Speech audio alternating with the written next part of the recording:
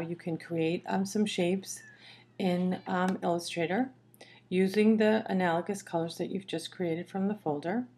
And I'm going to show you how to use your Pathfinder to create some interesting effects, as well as using the two selection tools we spoke about before.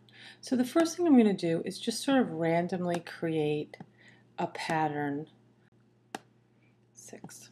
Now I'm going to go ahead and take my selection tool and I'm going to recolor my shapes using the 6 colors that we just selected. 2, recolor, 3, go ahead and use that pink color, go towards the red, and I think I need one more shape. That's correct. And for now I'm just going to close that. So here we have all of our objects. We have them sort of arranged in pretty much of a random situation here. What I'm going to do is I'm going to take something called Pathfinder. Now let me explain what a path is. If you take your direct selection tool, which is the hollow arrow, and deselect the object. As I go onto the object, you notice that the word anchor comes up. And here's another anchor point. But in between the anchor point is a path. The path is created in between each of the anchor points. When I select the path with this open arrow, the direct selection tool, I get what's called open anchor points. And let's take a look at that. See how that anchor point is open now?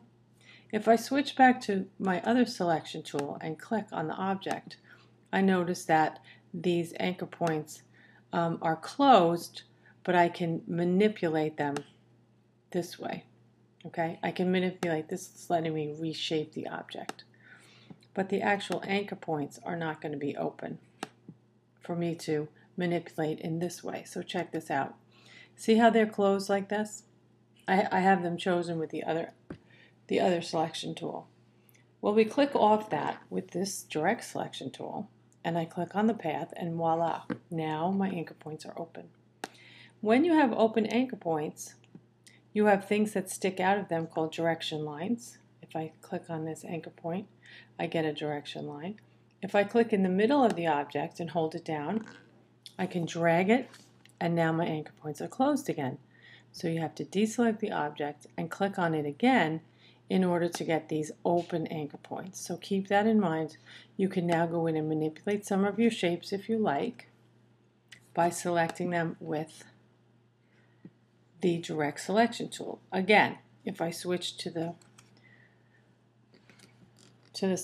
this selection tool, I'm going to get everything that's on that layer. And this little color wheel over here is on that layer now because that's where I put the circle.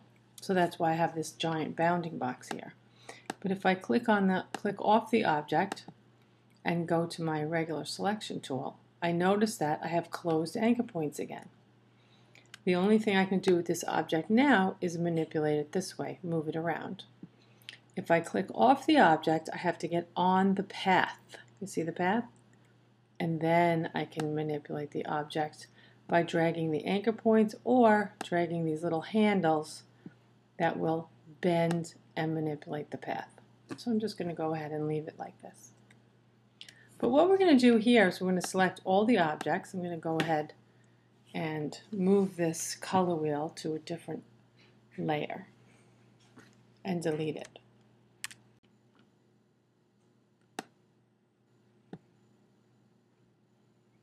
Here I am. I'm going to just click that one and hit delete. So what I'm going to do is going to select all these objects, and what the Pathfinder is going to do over here, see the Pathfinder?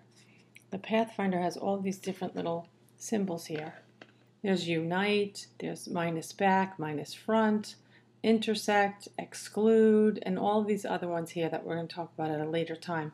Right now I want to direct your attention to this one under the Pathfinder, and the first one is called divide. Now what divide is going to do, if I click it here, it seems like it didn't do anything.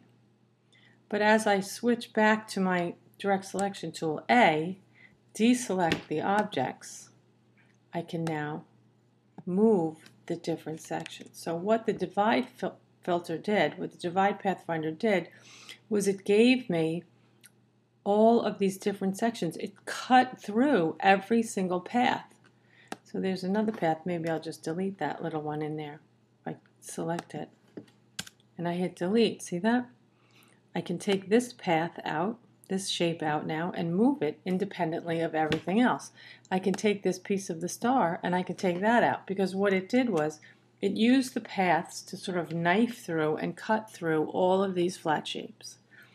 So what I'd like you to do now is to click on the shape, double click the color picker, and add a bunch more colors to, oops, put in the wrong one, to your folder. So go ahead and select some of these different shapes, maybe different colors, and add those colors to the folder that we've made over here for Analogous. So I'm just going to go ahead and click through some of these colors. I'm going to stay in the blue, in the red and the purple family, and I'm going to get a little bit more interesting colors, maybe bring in some of these lighter colors. And that is how you can change some of the, maybe I'll just change that to purple.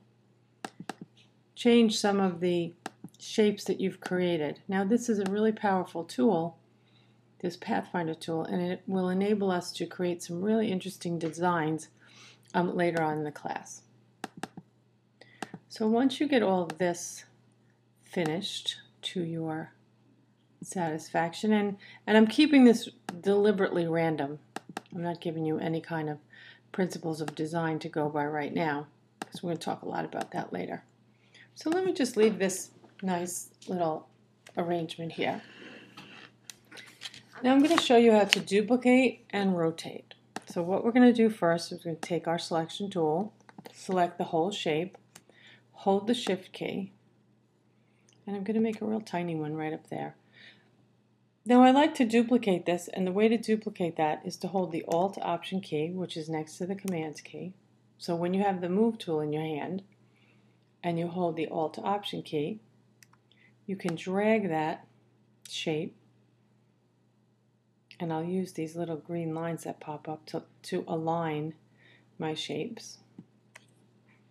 I'm going to also put my cursor right next to this one, and I'm going to rotate it once, just to add some visual interest. Now I'm going to deselect. So now I've doubled the shapes and I rotated it once. The next thing to do is to collect up all of that with the Drag Selection tool, duplicate those shapes. I'm going to line them up in the middle. I'm going to let them touch each other at some point. Each time I rotate it, I want you to notice what's happening here. As I'm duplicating the shapes, I'm actually creating some other shapes inside here. We're going to talk a lot about this semester as we do our designs in advertising design. What we have in between here now are these beautiful, interesting negative spaces. And I'll show you how that happens again. I'm going to collect up this whole group now. And so here we have an all-over pattern that we've created in just a few minutes. That's going to practically take up this whole page. Hold the Alt Option key, duplicate it again, did it again.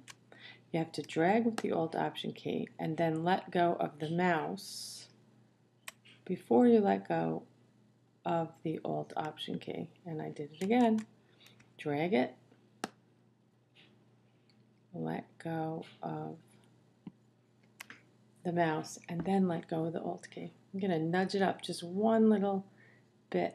So now if I zoom out, we'll see how we created a pattern.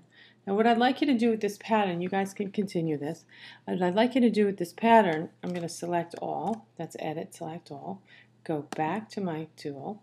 I want your pattern to cover or touch all four sides of the paper. So I may have to choose some of these, maybe one more row instead of the whole piece. Maybe I'll just take this one row and I'll hold the Alt key, drag, let go of the mouse first, then let go of the Alt key, and I'll nudge that over. So I want